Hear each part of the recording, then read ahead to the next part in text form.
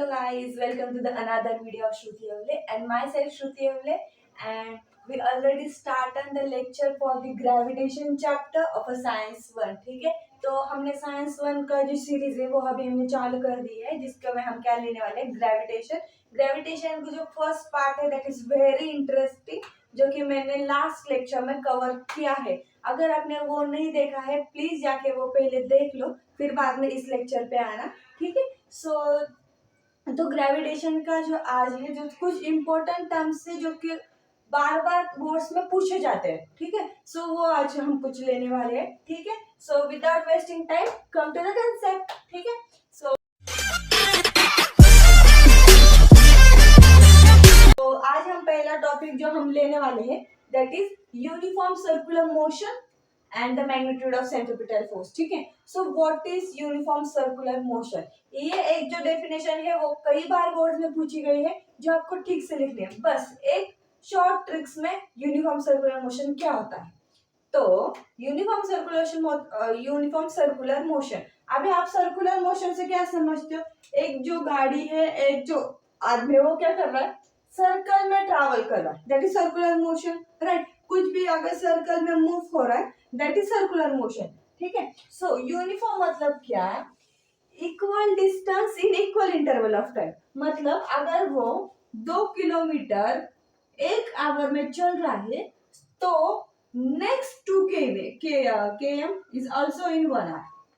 मतलब एक सर्कल है, अभी वो यहाँ से यहाँ तक 2 किलोमीटर है डिस्टेंस सपोज कर लो, तो ये 1 आवर में यहाँ पे आ रहा है. सो तो ये यहाँ से यहाँ भी अगर 2 किलोमीटर ही डिस्टेंस है तो ये 1 आवर में ही कवर करेगा. That is uniform circular motion. ठीक है, सो यूनिफॉर्म सर्कुलर मोशन की ट्रिक क्या है, equal distance in equal interval of time. फिर वो सर्कुलर मोशन हो, फिर वो सादा यूनिफॉर्म मोशन हो, दैट एनीवे. ठीक है, so that is uniform circular motion. अभी हमें क्या फाइंड करना है, magnitude of centripetal force find करना है हमें. So magnitude of centripetal force क्या होता है, सेंट्रीपिटल फोर्स हमारे क्या है, F is equals to mv square upon r. Right, mv square upon r है. सो वेलोसिटी या स्पीड कह लो, that is same way. So velocity क्या फाइंड करते हैं हम, distance, total distance upon time. Right, so देखो यहाँ पे सर्कुलर मोशन है तो सर्कल आएगा, तो ये सर्कल का पूरा डिस्टेंस कितना है आपको पता है, क्या कहते हैं, सर्कम सर्कल 2 पाई r. ठीक है, ये पूरा डिस्टेंस 2 पाई r और टाइम कितना लेगा वो t, दैट इज वेलोसिटी. ठीक है, सो लिख लो 2 पाई r अपॉन t. राइट, सो अभी इस वैल्यू, इस जो है हमारा, इसमें हम पुट करते हैं. सो f इज इक्वल टू क्या आएगा, m, v का वैल्यू देखो 2 पाई r अपॉन t, इसका स्क्वायर है, यहाँ पे स्क्वायर है, अपॉन r है. ठीक है, अब ये क्या करते हैं हम लोग, ब्रैकेट सॉल्व कर लेते हैं सीधा सीधा. ठीक है, सो m एज इट इज 2 का स्क्वायर 4, पाई का square pi square, and r का स्क्वायर r स्क्वायर. ठीक है, अभी ये r ऐसा कैसा, ये जो डिनोमिनेटर वो नीचे भी डिनोमिनेटर पे जाता है, जो t का स्क्वायर t स्क्वायर. अभी देखो ये r और ये r, एक r कैंसिल हो, ये r स्क्वायर कैसे रहता है, r इंटू r. राइट, और ये 1 अपॉन ये जो r है तो r गया, तो बचा क्या, बस r बचा भी यहाँ पे, ये भी गया, ये भी गया. राइट, सो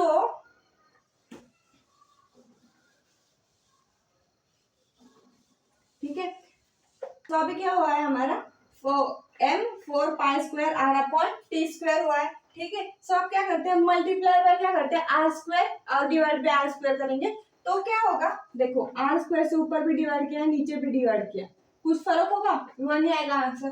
ठीक है, सो वो कर लेते हैं, m 4 pi square r as it is, ये r square upon r square t square. ठीक है, अभी ये r एंड ये देखो r1 r2, indices rule r1 plus 2 क्या बचता है, r क्यूब. राइट, सो मैं इसको रफ करके बस r क्यूब लिख सकती हो. राइट, लिख सकते हो, क्यों नहीं लिख सकते. राइट, सो देखो k प्लस का थर्ड लॉ क्या है, k प्लस का थर्ड लॉ तो यही है ना, जो मैथमेटिकल टर्म में लिखा था हमने, f is equals to m 4 as it is 4 pi square as it is रखते हैं. ठीक है, अपॉन ये आर स्क्वायर, ये r cube upon T square, ठीक है, that is Kepler's law. तो इसकी वैल्यू जो है वो कांस्टेंट आ जाती है, राइट।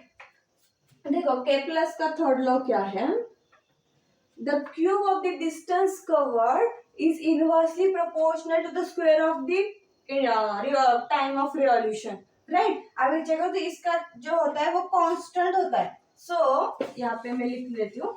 तो देखो ये भी पूरा कांस्टेंट है, इसके भी कुछ तो आएगा ना हमारा, ये भी कांस्टेंट, ये भी कांस्टेंट, तो कांस्टेंट इनटू कांस्टेंट क्या आएगा, एक कांस्टेंट आएगा। अगर देखो ये आपका 2 कांस्टेंट है, 3 भी कांस्टेंट है, so 2 into 3 that is 6, so 6 will be also constant, no, that is term, ठीक है। so क्या होगा, m 4 pi square r cube upon t square, the whole term gets constant, so constant क्या लेते हैं हम लोग, k लिख लेते हैं and 1 upon r square, ठीक है। अभी ये k और ये इज इक्वल टू का साइन निकाल दोगे तो ये डायरेक्टली प्रोपोर्शनल का साइन आएगा अपॉन r स्क्वायर आएगा, राइट।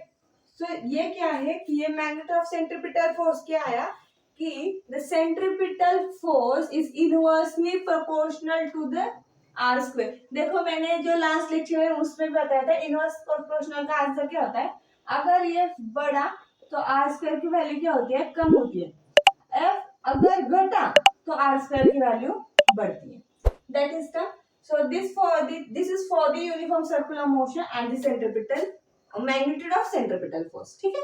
तो गाइस यहाँ पे भी हमने दो ही कंसेप्ट लिए हैं। फर्स्ट लिए है अर्थ ग्रेविटेशनल एक्सेलरेशन एंड एक्सेलरेशन, जो अर्थ के ग्रेविटेशनल एक्सेलरेशन है उसके टर्म में जो हमें सरफेस ऑन अर्थ के वैल्यू ऑफ जी फाइंड करनी है, ठीक है। So what is earth gravitational acceleration, अभी देखो अर्थ एग्जर्ट करता है ग्रेविटेशन कहाँ पे, जहाँ पे ऑब्जेक्ट आइए, देखो ये अर्थ है हमारी, यहाँ पे सपोज ऑब्जेक्ट है वो फॉल कर रही है ड्यू टू ग्रेविटी कर रहा है, ठीक है।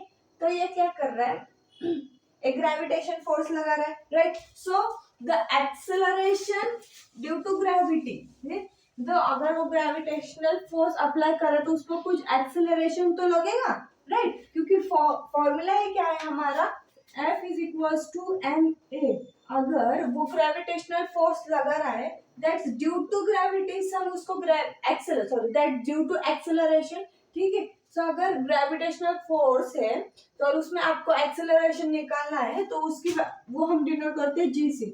हम जो सिंपल एक्सेलरेशन लेते हैं वो किससे रहता है, ए से, राइट। एंड जो एक्सेलरेशन ड्यू टू ग्रेविटी होते हैं वो हम डिनोट करते हैं जी से। इतना ही कंसेप्ट, आपको ज्यादा कुछ नहीं है एक्सेलरेशन ड्यू टू ग्रेविटी का, ठीक है। तो वो अर्थ के बेसिस पे है, बस इतना ही दिया है, ठीक है। So value of g on the surface of earth ये फाइंड करना है हमें, ठीक है। सो पहला हमारा बेसिक फॉर्मूला क्या है, कौन सा फॉर्मूला लेना है अभी हमें, Newton's universal law of gravitation ये लेना है, ठीक है। So F is equal to क्या आएगा, G as it is m1 m2 upon r square, right. अभी F की वैल्यू मैंने क्या बताई थी, F की वैल्यू क्या रहती है, ma। अभी एक्सेलरेशन ड्यू टू ग्रेविटी है तो क्या आ जाएगा, mg, ठीक है। तो इसको पुट आउट कर लो, mg is equal to g m1 m2 upon r square. अभी आपके बुक में कैसे दिया है, ये m1 m2 है ना, एक छोटा m दिया है एक बड़ा m दिया है, तो विदाउट कंफ्यूजन के लिए मैं वैसे ही लिखती हूँ, ठीक है। सो ज्यादा कोई डिफरेंस नहीं आता, वही है, बड़ा m m1 है, छोटा m m2 है, कुछ भी कंसिडर कर लो, डजंट एनी चेंज, ठीक है। सो तो उन्होंने छोटा m एक एक m कैंसिल हो गया, ठीक है। So g is equal to क्या आया, g m upon r square. अभी इसकी देखो पूरी की वैल्यू अगर हमें टर्म में लेनी अर्थ के तो this all are given. Gravitational force की वैल्यू क्या थी आपकी, 6.671 इंटू 10⁻11 समथिंग, राइट, यही है शायद, याद है मुझे, हाँ 671, हाँ ये नहीं है बस, ठीक है। So into mass of earth क्या है, 6 into 10⁻24 upon and r square, एक मिनट मुझे चेक करने दो, हाँ 6.4, हाँ या सो वो है 6.4 इंटू 10⁻12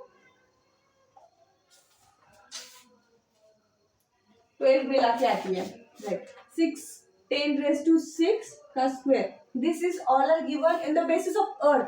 अभी हमें क्या करना है, value of g on the surface of earth दिया है, राइट। सो अर्थ का जो मास है वो भी गिवन है, ग्रेविटेशन हमने फाइंड किया था पिछले वाले में, and R radius of course earth की मालूम होगी ना। तो ये पूरा अगर आप फाइंड करोगे ना, तो उसकी वैल्यू क्या आ रही है 9.77 और मीटर पर second square, this is your unit, ठीक है। तो ये आपकी वैल्यू आई थी जी की। मगर जो हम कहते हैं कि हमारे कैलकुलेशन के लिए इजी करते हैं, तो हम क्या करते हैं इस 7 को हटा देते हैं और +1 यहाँ पे कर लेते हैं। सो जी इज इक्वल टू फाइंड क्या करते हैं 9.8 मीटर पर सेकंड को, ये जेन्युइनली हम लेते हैं, जब हम न्यूमेरिकल सॉल्व करेंगे तब 9.8 ही लेंगे, ठीक है। So done for this topic, ठीक है। सो क्या लिखा है, वैल्यू ऑफ जी फाइंड किया हमने, कैसे फाइंड की, universal law of gravitation use किया भाई हमने। तो उसमें उसकी वैल्यू पुट अप की mg, एक m कैंसिल कर दिया, फिर ये इतना बचा था, तो उसमें से इस सब की वैल्यू हमें गिवन है, तो हमने वो गिवन लिखा, और जो वैल्यू फाइंड किए तो ये आपको कभी भी पूछेंगे नहीं, ठीक है। This is for all your knowledge, ठीक है। सो गाइस क्या होता है ना कि हर किसी की वैल्यू कहाँ कहाँ पे भी डिफर होती है। लाइक आप सपोज कर लो मैं हूँ, अगर मेरे बहुत कम फ्रेंड्स हैं, मतलब वहाँ पे मेरी फ्रेंडशिप ज्यादा नहीं है, बस मेरा कभी कभी हाय हेलो चलता है, मैं वहां पे जाऊँ तो मुझसे कोई ज्यादा बातें करेगा नहीं करेगा, क्योंकि मैं बस उनको हाय हेलो करती हूँ ना, राइट। तो वहाँ पे मेरी थोड़ी सी वैल्यू कम होगी। अगर मेरे जो बेस्ट फ्रेंड्स है, मेरा जो गैंग है, जो मेरे ग्रुप है, अगर मैं वहां पे जाऊँ तो वहाँ पे बहुत बातें होगी, बहुत मजा आएगा, लेकिन वहां पे मेरी वैल्यू ज्यादा है, यहाँ पे मेरी वैल्यू कम है।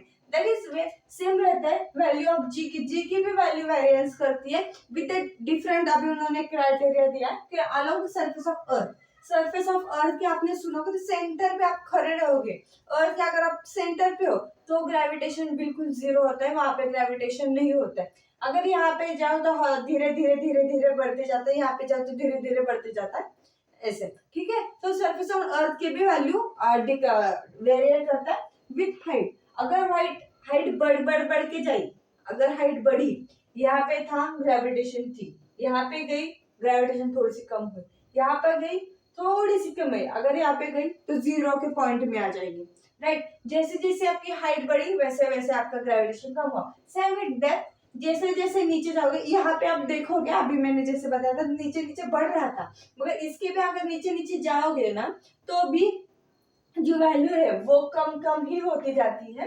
That is variation of value g. यहाँ पे ज्यादा कुछ नहीं है, जहाँ पे बस क्या है कि वैल्यू ऑफ जी की भी कम बढ़ती है, कभी कम होती है, कभी बढ़ती है, ये दिया है, ठीक है। So next topic is mass and weight, ठीक है। तो मास क्या है, the amount of matter present in that object, that is the mass of that object, right. Mass यानी कि आप वेट कंसीडर करते, but mass never differ, mass आप कहाँ पे भी जाके रख लो, मास की वैल्यू चेंज हो नहीं है, ठीक है। अगर वेट की तो वेट की वैल्यू चेंज होती है।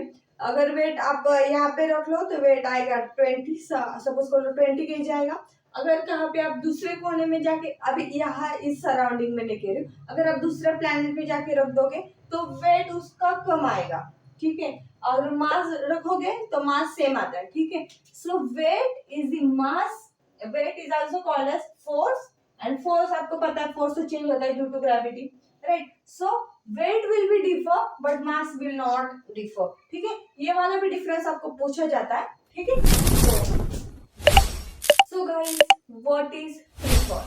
फ्री फॉल यानी क्या, अगर आप इनिशियल वेलोसिटी जीरो कंसिडर करते हो, यहाँ पे आपकी वेलोसिटी जीरो, आप उसे डाउन के छोड़ते हो, फोर्स नहीं लगाना है हमें, बस ऐसे धीरे से छोड़ना है, फ्री फॉल करना है, फोर्स बिल्कुल भी नहीं लगाना, ठीक है। उसको कहते हैं फ्री फॉल। तो फ्री फॉल में क्या बताया मैंने अभी, इनिशियल वेलोसिटी जीरो, यानी कि ये मैंने कुछ फॉर्मूले दिए हैं, पहले से लिखे थे कि आपको बेटर अंडरस्टैंडिंग के लिए, ठीक है। सो यू की वैल्यू क्या होती है, ये फ्री फॉल में जीरो होती है, और फ्री फॉल में तो एक्सेलरेशन ड्यू टू ग्रेविटी लगेगी। सो ए इज इक्वल टू क्या आ जाएगा जी। तो हमें क्या करना है, सिंपली ये जो वैल्यू है, सॉरी ये जो फॉर्मूले है वो बस मॉडिफाई करने। अब v तो एज इट इज रहेगा, ठीक है।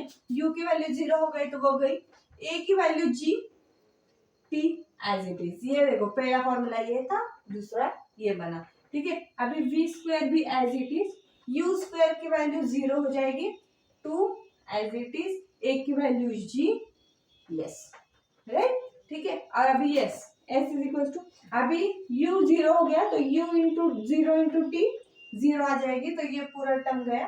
तो क्या बचा, हाफ, एक की जगह पे G टी स्क्वायर हो गया। ठीक है, तो फ्री फॉल हो गया हमारा। तो अभी देखते हैं what is escape velocity.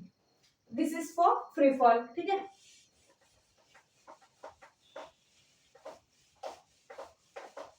So gravitational potential energy क्या है, अभी देखो gravitational potential energy is nothing but the potential energy due to gravity.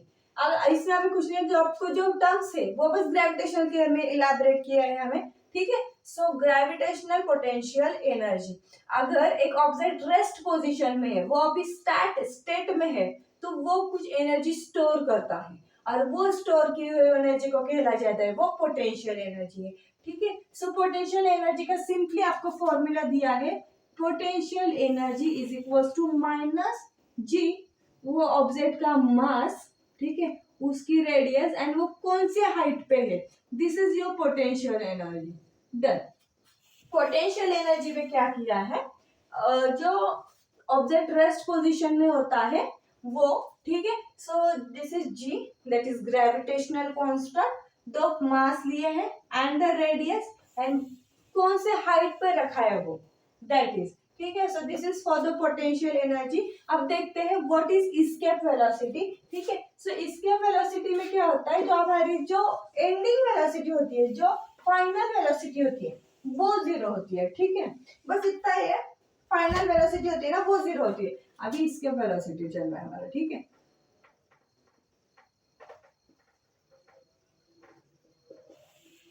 Escape velocity के लिए अभी हमें पहले एस्केप वेलोसिटी फाइंड करनी है, तो फाइनल वेलोसिटी तो जीरो होती है हमारी।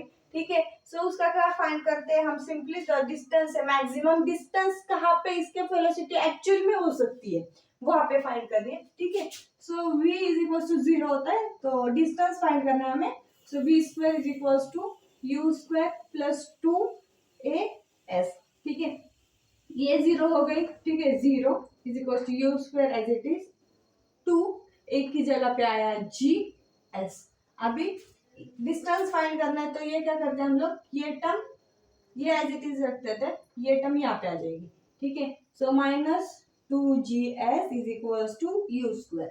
अभी जी चाहिए, माइनस साइन भी नहीं चाहिए, बस जी चाहिए, तो ये माइनस साइन भी इधर आ जाएगा, u square and t two s भी यहाँ पे, सॉरी यस फाइंड करना है ना, सो टू जी यहाँ पे आ जाएगा। ठीक है, यस रख दिया तो यहाँ पे यस आ जाएगा।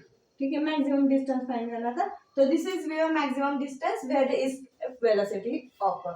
ठीक है, तो इसके वेलोसिटी कहाँ पे ऑकर हो जाएगी, जहाँ पे s is equal to minus u square upon two g, इसकी वैल्यू मिलेगी, यहाँ पे वो हमारी इसके वेलोसिटी आ जाएगी हमारी। ठीक है, so done for the chapter. आपके चैप्टर में इतना ही है कि इसके वेलोसिटी क्या है, potential energy in the terms of gravity क्या है, वेरिएशन ऑफ जी क्या है, यूनिफॉर्म मोशन क्या है, बस इतना ही हमें। अभी जो चैप्टर है वो हमारा ऑफिशियली खत्म हो चुका है। ठीक है, but the numerical are the main concept of the science one, right. आप सब लोग भी मानते होंगे कि numericals are most important in the science one, because बहुत सारे न्यूमेरिकल्स हैं जो आपको पूछे जाते हैं, एंड अगर आपने किए तो न्यूमेरिकल में मार्क्स भी आते हैं, अगर नहीं किए तो मार्क्स बहुत सारे जाते हैं। ठीक है, सो जो नेक्स्ट पार्ट होगा उसमें मैं न्यूमेरिकल सिखाऊंगी। यहाँ पे हमारा दो ही पार्ट में मैंने जो है हमारा जो पूरा चैप्टर है वो कवर किया है, सो दैट आपको जल्दी जल्दी वो सब प्रोसेस हो जाए। ठीक है, so done for the chapter, ये we done the second chapter. अगर वीडियो पसंद आई होगी तो लाइक शेयर सब्सक्राइब जरूर कर देना और अपने दोस्तों को जरूर शेयर करना। और आपका जो नेक्स्ट पार्ट है उसमें न्यूमेरिकल्स आएंगे। Stay tuned, till then bye bye.